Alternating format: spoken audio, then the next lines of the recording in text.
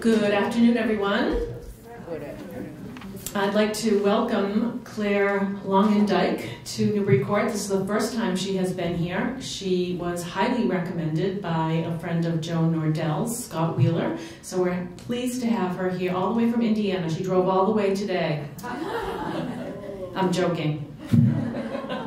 She's got a bunch of gigs lined up all week, all over the Boston and Connecticut area, so we're very happy that she was able to make it here. And we just found out that we have a mutual friend out at the Jacob School in Indiana. Well, it's an acquaintance and a friend of mine, so we had a nice little chat about that.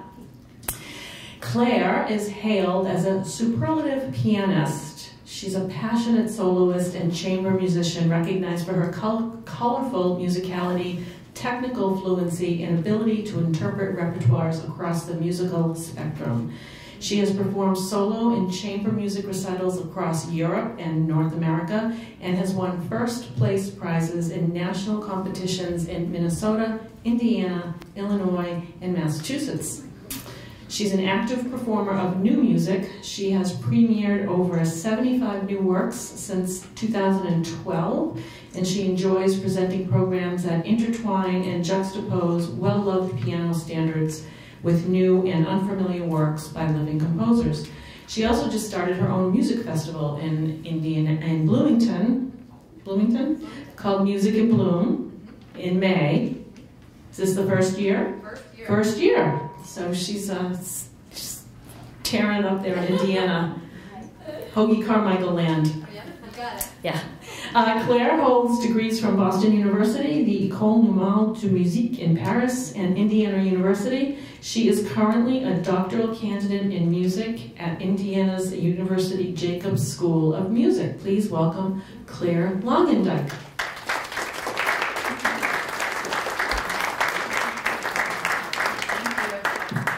This was working a minute ago. Can you all hear me? Excellent.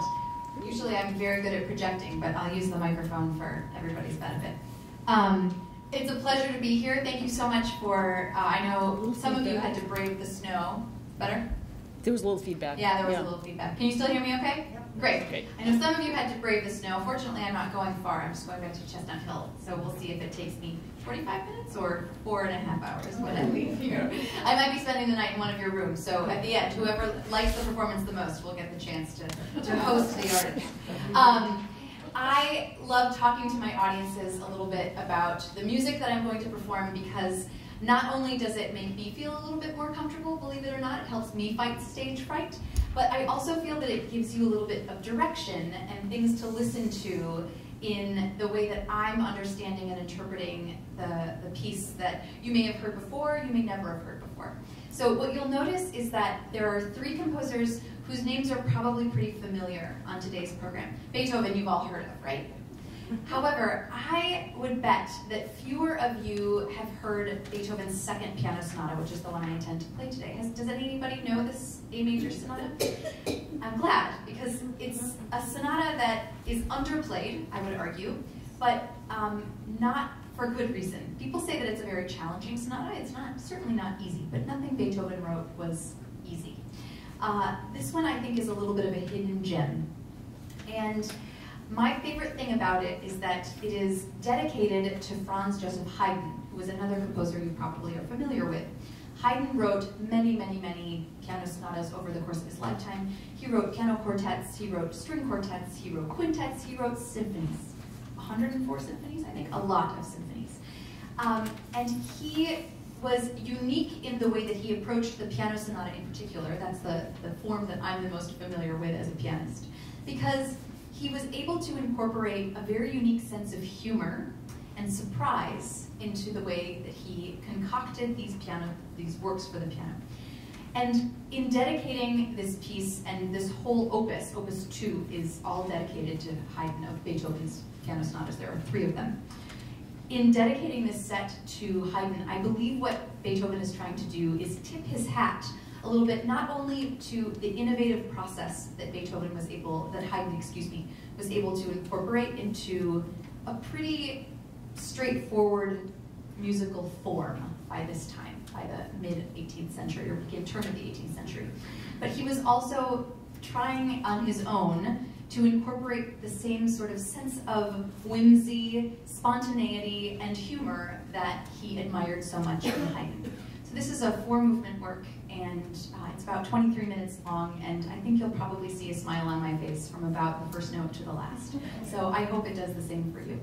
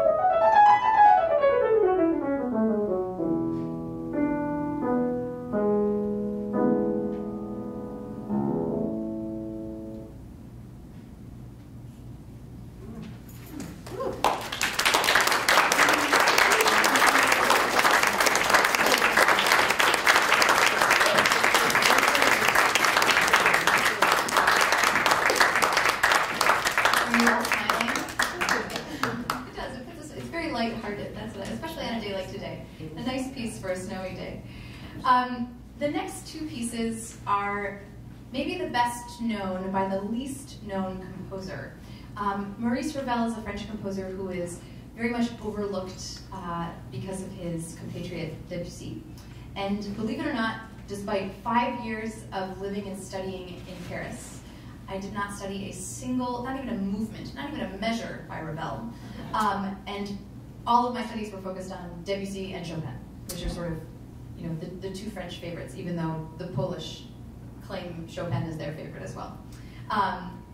So when I finally approached Ravel for the first time personally, it was somewhat of a discovery for me, and a good one, because the way that Ravel choreographs music at the piano is beautiful, I find, and suits my style of playing very well. So I'm very glad to have finally really truly met the music of Ravel. The set of which I'm going to perform 2 movements is actually a 5-movement set that is called miroir. And in French, miroir means mirrors.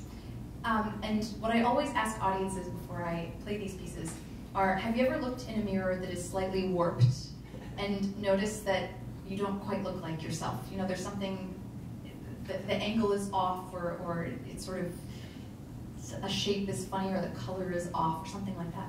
Well, if you think about the subjects of these two movements being things that we encounter in everyday life or in normal life, moths and birds, then these are sort of uncanny mirror images that Ravel is capturing of extra musical but still commonplace things and subjects and sounds. The first one is a study in moths' movement. And if you've ever looked at a community of moths, so more than 2 moths, as they flock to and from the light, you'll notice that they move in groups, and their movements echo music in that it's sort of a crescendo of movement towards the light, and then a dissipation of movement away from the light. And I think what you'll find is with the careful use of the pedal and the come and go of sound in a crescendo and decrescendo within this movement, you can sort of imagine the very quick fluttering of moths' wings, and then sort of the slow retreat as they move away in a group. The second piece is called Oiseaux Tristes, or Sad Birds. And there's a quote that Ravel wrote to a friend describing this piece, where he said that what he was trying to capture is lost birds at the hottest hours of summer, in the middle of in the torpor of a very dark forest.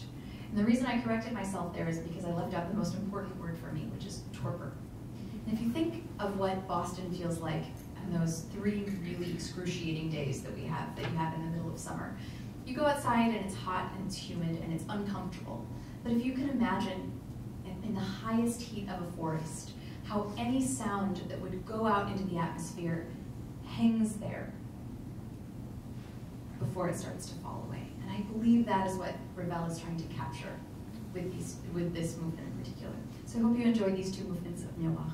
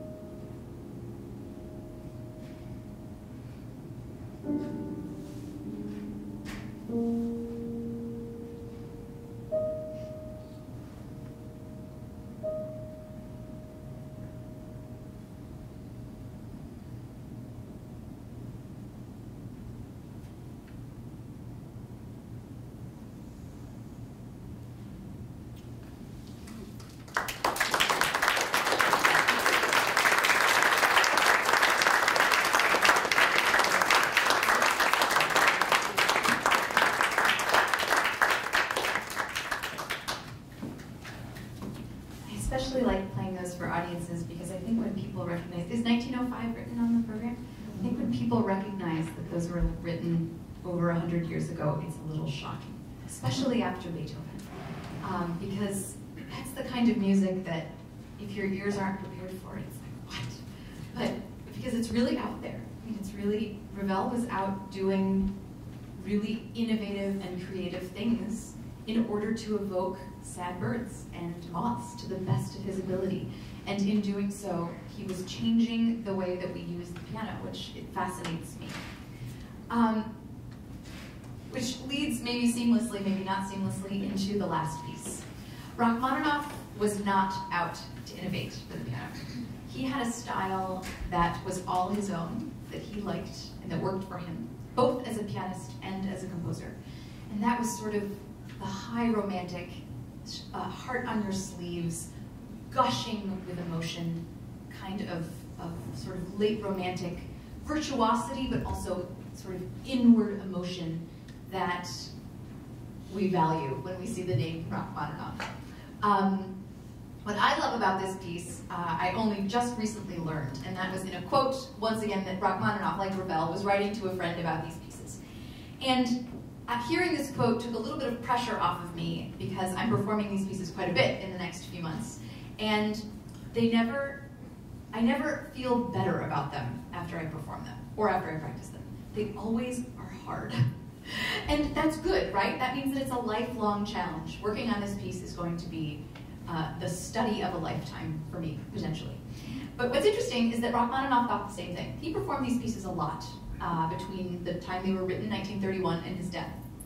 And in a letter to a friend, he wrote that he was extremely frustrated with the Corelli variations because not only did he feel like 9 times out of 10 he just couldn't play them, thank goodness, take some pressure off of me, he couldn't play them, but he could never tell how the audience felt about them. And so he had a tactic. This is a variation set, which means that you're going to hear a beautiful theme that, although Corelli did not write, is attributed to Corelli, Arcangelo Corelli, a Baroque composer. And then after that, you're going to hear 20 variations of Rachmaninoff's concocting, ways that he's manipulated and changed and evolved the theme that incorporate jazz and his own sort of rich and lush approach to harmony and melody. He plays all sorts of compositional tricks on this theme in order to make them varied. And what he found was, even though 20 minutes is not a whole lot of time, I mean, you sat through 23 minutes of Beethoven's sonata, even though 20 minutes is not particularly long for a work of classical music, he found that the audience would get a little bit restless. And so what he would do is that if people started to cough a little bit too much, he would skip to the next variation. And at one point, he was so upset because he only played 13 out of 20 variations. Can you imagine? So, unfortunately, you're in for all 20 plus theme plus coda today, because I've not practiced skipping variations because what I do practice is ignoring the coughs. So cough away if you like, it's not going to affect me. Maybe not more coughing, but some coughing, no coughing, there you go. Actually, the first time I ever heard that quote was a host before a performance said it to the audience, and you could hear a pin drop in that room. It was so funny. I think people were so self-conscious about it. You're welcome to cough. Do what you need to do. I'm focused on all the notes I have to play. So this is a joy to perform. It's like running. It's not even like running a marathon. It's like running an Ironman. Swimming and running and all of that, or all sort of that. You'll see me sweating bullets by the end. But hopefully I'll end with a smile on my face, just like I said I did with Beethoven. So I hope you enjoy Rachmaninoff's Corelli variation.